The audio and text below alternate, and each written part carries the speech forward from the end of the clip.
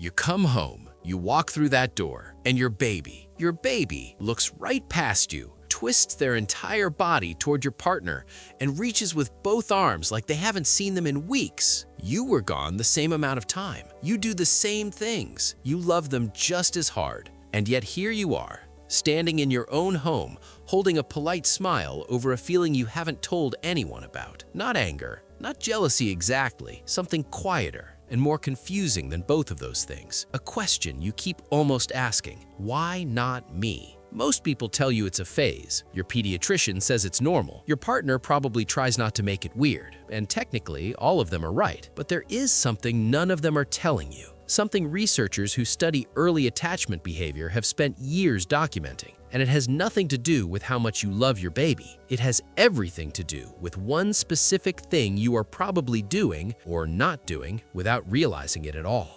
Let's start with the assumption almost every non-preferred parent makes first. Your partner is around more, does more feeds, more naps, more of the invisible labor, so naturally the baby was attached there. Simple math. More time in, stronger bond out. It feels logical. For a long time, it was the dominant theory in developmental psychology too. Researchers called it the primary caregiving hypothesis. Whoever clocks the most hours wins the attachment preference. Then they actually ran the numbers. A 2013 study out of the University of Haifa followed 112 families through the first 18 months of life. Researchers tracked everything: feeding hours, nighttime waking, daytime caregiving, all of it. Then they measured attachment preference at 6, 9, and 12 months using the standardized strange situation procedure, the gold standard for measuring infant bond strength. The result didn't just challenge the theory, it dismantled it. Primary caregiving hours did not reliably predict which parent the baby preferred. In a significant portion of those families, the baby showed stronger attachment to the parent who spent less time with them. Less time, stronger bond. The researchers had expected to confirm what everyone already believed. Instead, they were left with a finding that made almost no intuitive sense, which meant the real answer was somewhere else entirely. So if time doesn't build the bond, what does? In 2019, a research team at the Max Planck Institute for Human Cognitive and Brain Sciences published a study that reframed the entire question. They weren't measuring hours. They were measuring something they called interactional contingency. The word sounds technical. The idea is almost uncomfortably simple. Contingency means this: not how often you show up, but how consistently you notice what your baby is communicating and respond to it in that exact moment. A parent present for 12 hours a day, but frequently distracted, scrolling, drifting, physically there but mentally elsewhere, produces a fundamentally different neural experience for the baby than a parent present for 4 hours who is completely locked in during those 4 hours. The baby's brain, the researchers found, is not logging time. It is running a completely different calculation, one that it never stops running from the first weeks of life. The calculation is this: how often does this person see me? Not love me, not feed me, see me, notice me specifically,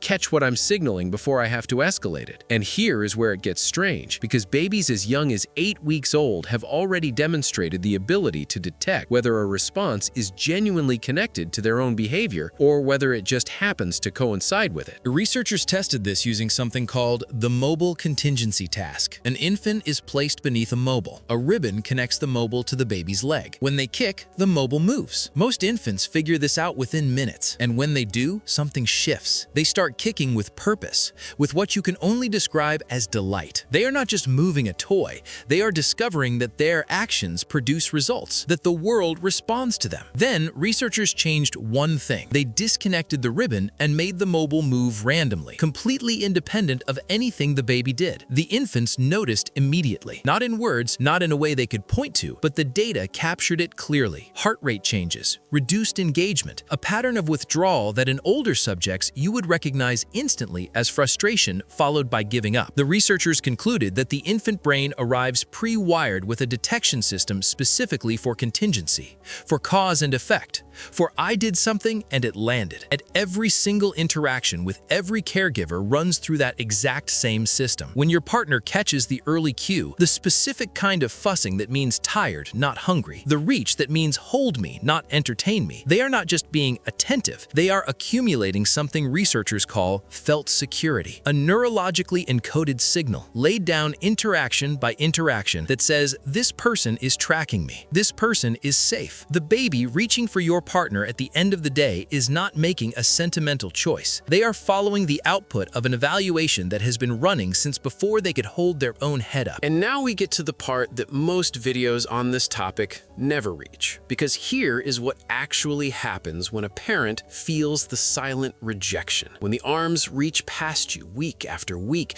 and the feeling sits in your chest without a name. You start performing. You come home louder, more energetic. You bring more stimulation, more games, more activity, trying to compete for a reaction. You turn every interaction into an event. You try to be the fun one, the exciting one, the one who makes the biggest impression in the shortest window. And the baby, whose nervous system is not looking for performance, whose brain is not evaluating entertainment value, pulls further back. Not because they don't want you, because the signal they are built to read, I see you specifically, I notice you, I am responding to you right now, is getting buried under noise they don't know how to process yet. Developmental researchers at the University of Minnesota found that the non-preferred parent who attempts to force engagement, to override the baby's cues with stimulation and high-energy interaction, reliably produces the opposite of the intended effect. The baby's stress response activates. They reach harder for the person whose presence feels regulated, predictable, quiet. You are not losing because you love them less. You are losing because you stopped following their lead and started auditioning for a role they never advertised. The fix is not more. The fix is slower, quieter, present in a way that asks nothing back. But before we go further, I need to tell you the thing that changes how all of this feels. Because for years, researchers assumed secondary attachment was simply weaker attachment, less important, more replaceable, the backup parent, the polite smile instead of the outstretched arms. The data from the last decade has taken that assumption apart completely. A landmark longitudinal study published in the journal Child Development followed children from infancy through age 7 and tracked outcomes across both attachment relationships, primary and secondary. What they found was not that secondary attachment mattered less. What they found was that it mattered differently, and in some ways, more specifically. The quality of the bond with the secondary caregiver, the one who doesn't get the dramatic reunion every evening, predicted outcomes the primary attachment did not. Specifically, the child's willingness to explore unfamiliar situations, their resilience when the primary caregiver wasn't available, their capacity to trust people outside the immediate family circle. Researchers called this the secure base extension. The primary attachment figure is where the child returns. The secondary attachment figure is what teaches the child it is safe to leave in the first place. Your baby does not reach for you the same way they reach for your partner, but what they are building with you is something your partner cannot give them. You are not the second choice. You are teaching a lesson that only comes from you, and that lesson is one of the most important things they will carry into every relationship they ever have. There is something worth watching for, though, because healthy preference has a shape, and when that shape is missing, researchers say it matters. A baby with a normal attachment hierarchy will prefer one parent strongly under stress, tiredness, illness, overstimulation. But under calm conditions, during play, during moments of no threat, that preference softens. The non-preferred parent can soothe them eventually, can engage them, can make them laugh. What concerns developmental pediatricians is a different pattern entirely. A baby who cannot be regulated by either parent. A baby who shows the same flat, disengaged response to both caregivers and to strangers equally. A baby who does not seem to track either parent's face with any particular attention or preference, regardless of the situation. These patterns, researchers at the National Institute of Child Health and Human Development note, are not about parenting quality. They're signals that the baby's nervous system may be processing social information in a way that warrants a closer look. The window where early identification changes outcomes is shorter than most parents realize. Before 12 months, the brain's plasticity, its ability to be reshaped by the right kind of intervention, is at a level it will never reach again. If something about the dynamic between your baby and both of you feels flat rather than just just uneven, say something to your pediatrician. You are the most calibrated observer of your own child that exists, and the parents who notice early are almost always right that something is worth investigating. So the next time you walk through that door and the arms reach past you, remember what you are actually looking at. A brain that has been running a continuous evaluation since the first weeks of life. A nervous system logging not hours, not grand gestures, not how loudly you arrived, but how often, in the quiet, ordinary moments, you noticed what it was trying to say before it had to say it louder. Stop performing. Stop competing. Stop trying to win a reaction. Sit with them. Follow their cues. Let the interaction be small. Let it be unremarkable. Let it be theirs. Because the baby who gives you the polite smile today, the one who seems unbothered, unmoved, already looking past you, that baby is not indifferent to you. They're waiting to find out if you will see them the way they need to be seen. And every quiet moment where you do, you are not losing ground to your partner. You are building something that cannot be rushed, cannot be performed, and cannot be replaced. That is not rejection. That is an invitation. And now you know how to answer it. If you have been the non-preferred parent and this reframed what that has felt like, leave a comment below.